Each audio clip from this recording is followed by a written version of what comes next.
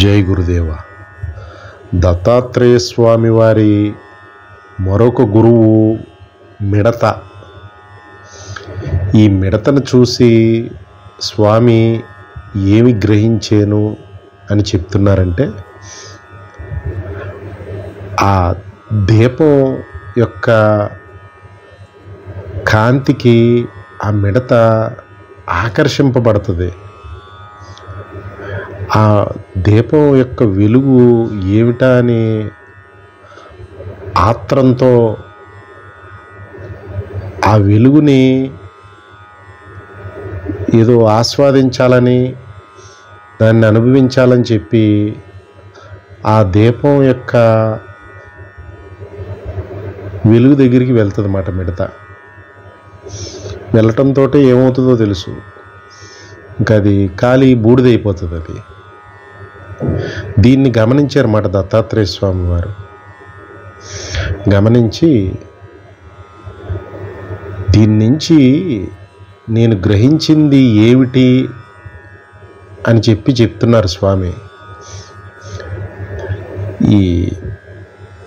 ఈ మిడత ఏ విధంగా అయితే ఆ దీపపు కాంతిని చూసి దాన్ని పొందాలని, అనుభవించాలని చెప్పి దాని మీద పడి ఎలా నాశనం అయిపోయిందో, అలాగే మనుష్యులందరూ కూడా ఇంద్రియ విషయాలు అంటే శబ్ద, స్పర్శ, రూప, రసగంధ అనే ఇంద్రియ విషయాలు, వాసనలు ప్రేరేపితం అవటం ద్వారా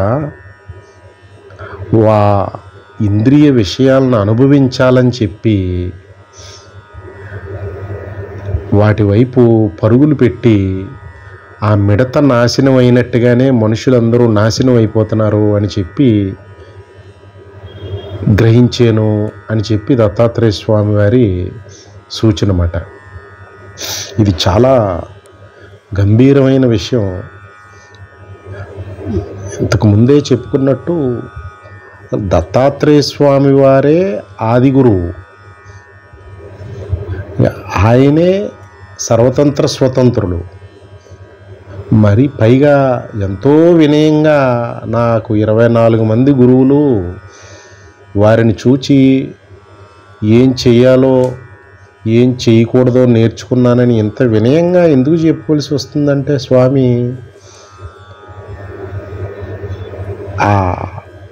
వారి మీద పెట్టుకుని గనక తత్వబోధ, ధర్మబోధ సూచించకపోతే మనుషులకి ఈ తత్వం, జ్ఞానం అందే అవకాశమే లేదు. కారణం, మనుషులకి ఈ మహాత్ముల దగ్గరికి వెళ్ళి వారిని ఏం అడగాలో కూడా తెలియదు. కాబట్టి ఈ దత్తాత్రేయ స్వామి వంటి ఆది గురువు అయినా సరే లోకం తరించాలి, ముఖ్యంగా సాధకులు పాడైపోకూడదు అని చెప్పి వారు 24 మంది గురువులు నుంచి వారు ఆర్జించిన జ్ఞానాన్ని మనకి తెలియజేస్తున్నారన్నమాట. తద్వారా హెచ్చరిక, ఆచరించవలసినవి, ఆచరించకూడనివి ఏ విధంగా తరించాలో సూచిస్తున్నారన్నమాట. ఇప్పుడు దీన్ని మిడత నుంచి గ్రహించిన విషయాన్ని మనుష్యులు కనుక సమన్వయం చేసుకుంటే, ఇంద్రియ విషయాలే మనుషుల్ని నాశనం చేసేవి. శబ్ద, స్పర్శ, రూపరసగంధ పంచతన్మాత్రలని ఏవైతే ఉన్నాయో, అంటే ఏదో విని ఆనందించాలని, దేన్నో స్పర్శించి భోగించాలని, చూచిన దానినల్లా అనుభవించాలని, ప్రతిదాన్ని తిని ఆస్వాదించాలని, సుగంధ పరిమళాలని ఆస్వాదించాలని, ముఖ్యంగా ఈ జ్ఞానేంద్రియాలు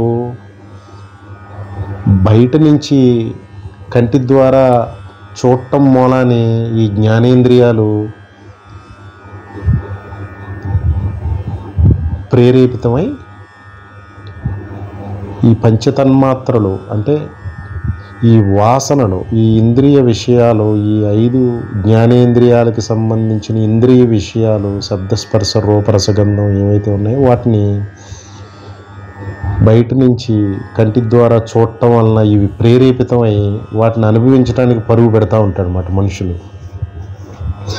బయట నుంచి కంటి ద్వారా చూసి ప్రేరేపితమై పాడైపోయేది ఒకటైతే, అనాదిగా పేరుకుపోయిన వాసనలు బీజ రూపంలో ఉన్నవి ప్రారబ్ధ వశాన్ని మొలకెత్తి, ఈ ఇంద్రియ విషయాలే ప్రారబ్ధ వశాన్ని కొన్ని సమయానుకూలంగా మొలకెత్తి ఆ వాసనలో బీజ రూపంలోనే మొలకెత్తి ప్రారబ్ధం పండినప్పుడు లోపల నుంచి పురుగొల్పుతాయి.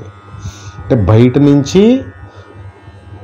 దొంగల ప్రమాదం, లోపల నుంచి దొంగల ప్రమాదం, మనిషి పాడైపోవడానికి 360 డిగ్రీ యాంగిల్లో అన్ని రకాల ప్రమాదాలు కాచు కూర్చున్నాయన్నమాట. కొన్ని కన్ను మూసుకు కూర్చుందామంటే లోపల జన్మ పరంపరలకు సంబంధించిన ఈ శబ్ద స్పర్శ రూపరసగంధ విషయవాసనలో బీజ రూపంలో పేరుకుపోయి ఉన్నాయి. అయ్యన్నా కొడతాయి వచ్చి నువ్వు కళ్ళు మూసుకు కూర్చున్నా. అందుకనే ముందుగా హెచ్చరిక చేస్తున్నారు స్వామి, అప్రమత్తంగా ఉండండి అని చెప్తున్నారు.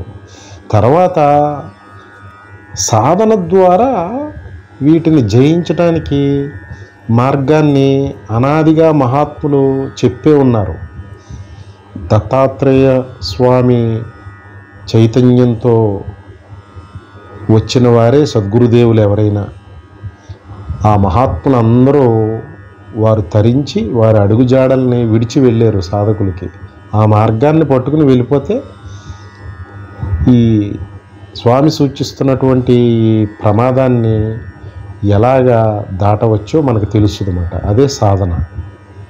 కాసేపు సాధన విషయం పక్కన పెడితే ముందుగా ప్రమాదాన్ని గుర్తించండి అని చెప్పి స్వామి మొత్తుకుంటున్నారు అన్నమాట దత్తాత్రేయ స్వామి. ఏంటి ఆ ప్రమాదం అంటే, కనపడిన ప్రతి విషయాన్ని అనుభవించడానికి మనుషులు పడే ఆత్రం తపనని చాలా సుస్పష్టంగా గమనించవచ్చు సమాజంలో. ఇదేదో వేదాంత విషయం కాదు, ఇంద్రియ విషయాలు చెప్తున్నారు స్వామి. చాలా చిన్న ఎలిమెంటరీ ప్రమాదం చెప్తున్నారు. వేదాంత విద్య PhD అనుకుంటే ఇప్పుడు స్వామి చెప్తున్నది సామాన్యమైన జనానికి ఎటువంటి ప్రమాదాల్లో పడతారో ఎలిమెంటరీ విషయం చెప్తున్నారు అన్నమాట. ఈ ఎలిమెంటరీ విషయమే మనుషుల్ని ముందుకు వెళ్ళనివ్వకుండా ఆపేస్తుంటే ఇంక గ్రహించాలి, ఇంక వేదాంత జ్ఞానం ఆత్మజ్ఞానం అనే PhDని ఎప్పటికి సాధించగలుగుతారు మనుషులు.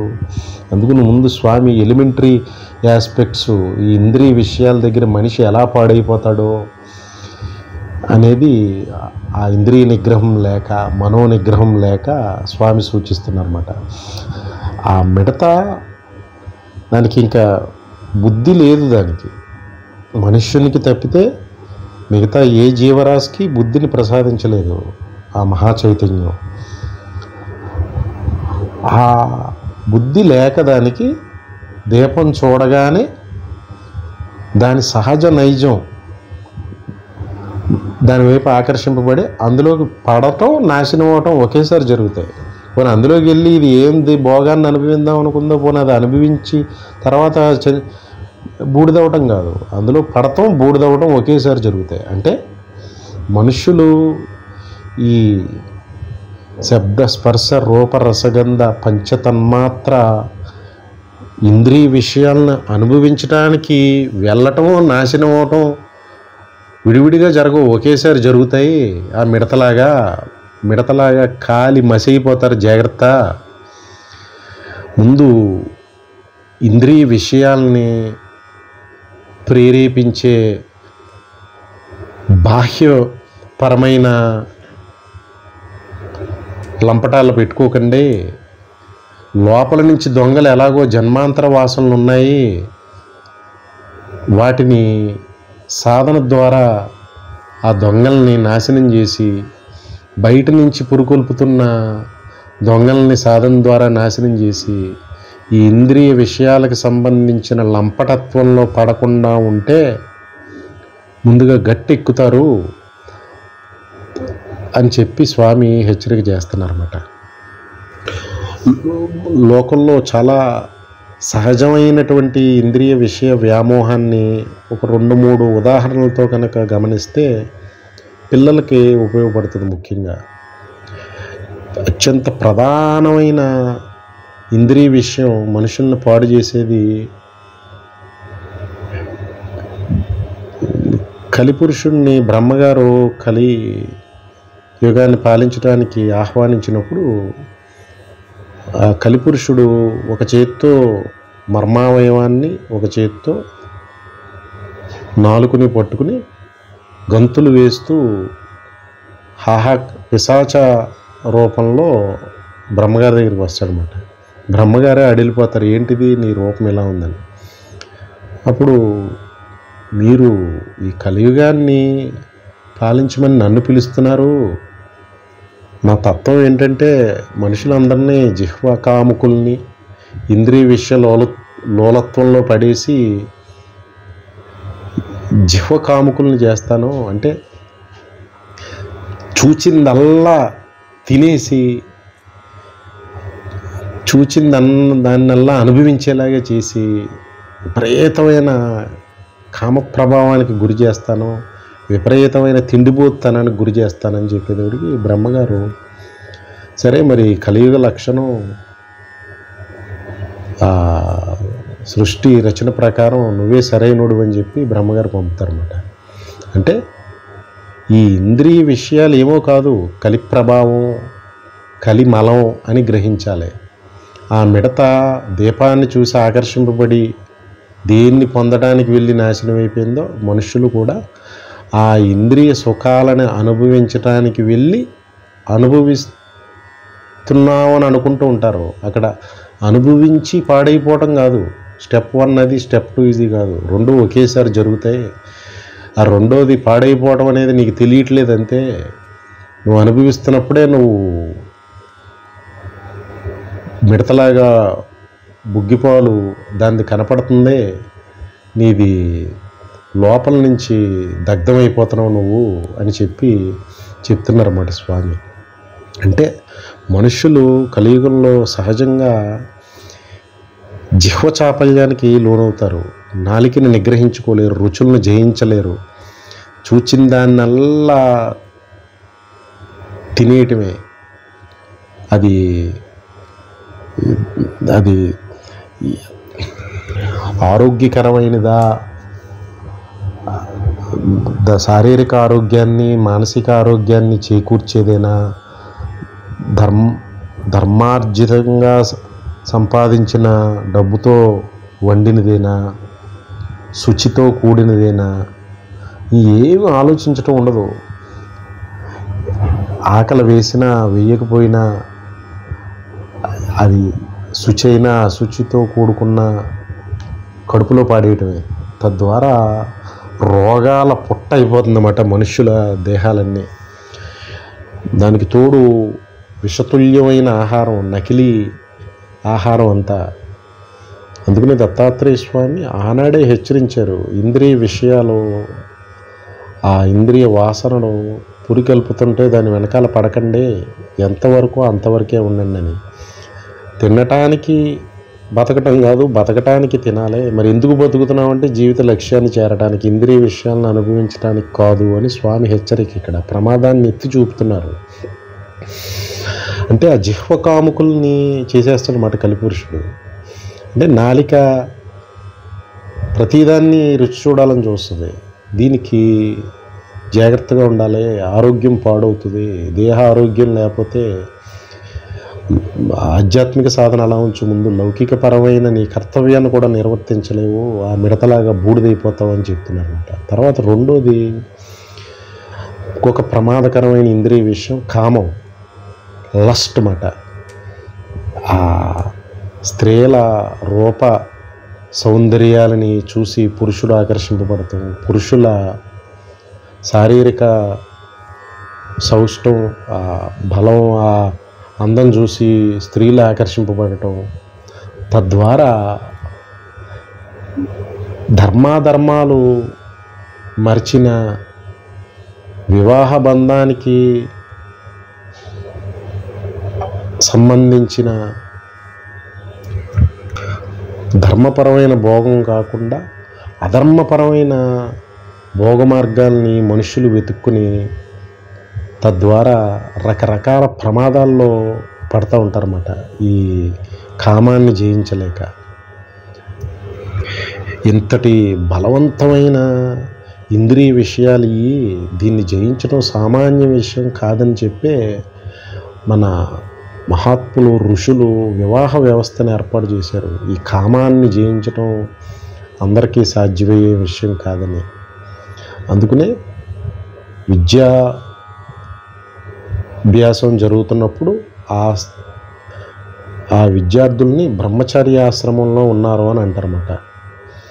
ఆ విద్యను అభ్యసించి గురుకులంలో ఆ విద్యనంతా సంపూర్ణం అయిన తర్వాత గురువు గారు నిర్ణయించేవారు వీడు బ్రహ్మచర్యగా ఉండాలా, సన్యాసిగా ఉండాలా, గృహస్థుగా ఉండాలా. 190 మందిని విద్యాభ్యాసం పూర్తయింది వెళ్ళి గృహస్థాశ్రమంలో ఉండని చెప్పారు. కారణం ఈ కామం అనే ఇంద్రియ విషయం మనుషుల్ని అధర్మ మార్గం వైపు అడుగులు వేయించి దేహపరంగా మనోపరంగా ఎన్నో చిక్కులను తెచ్చిపెట్టి సమాజంలో అగౌరవాన్ని కూడబెట్టి మనుషుని సర్వనాశనం చేసేస్తుంది అన్నమాట. అందుకని ధర్మబద్ధమైన కామం అనుభవించు వివాహ వ్యవస్థలో తర్వాత వైరాగ్యాన్ని పొంది భార్యతో సహా వానప్రస్థాశ్రమం చేరి కర్తవ్య నిర్వహణ అయ్యి అప్పుడు ఈ తరించవచ్చు అని చెప్పి అంతటి ఆలోచనతో ఈ కామం అనే ఇంద్రియ విషయాన్ని జయించడానికి ధర్మబద్ధమైన మార్గాన్ని సూచించారన్నమాట.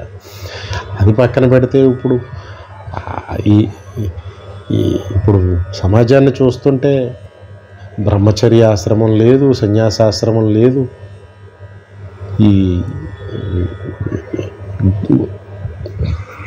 ఏ ఆశ్రమంలోనైనా ఈ ఇంద్రియ విషయం కామం అనే ఇంద్రియ విషయం అందరినీ సర్వనాశనం చేసి పడేస్తుంది అన్నమాట.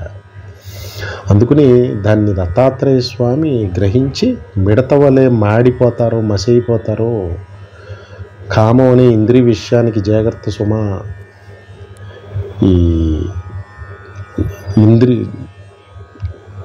జిహ్వచాపల్యం అనే ఇంద్రియ విషయం జాగ్రత్త సుమా.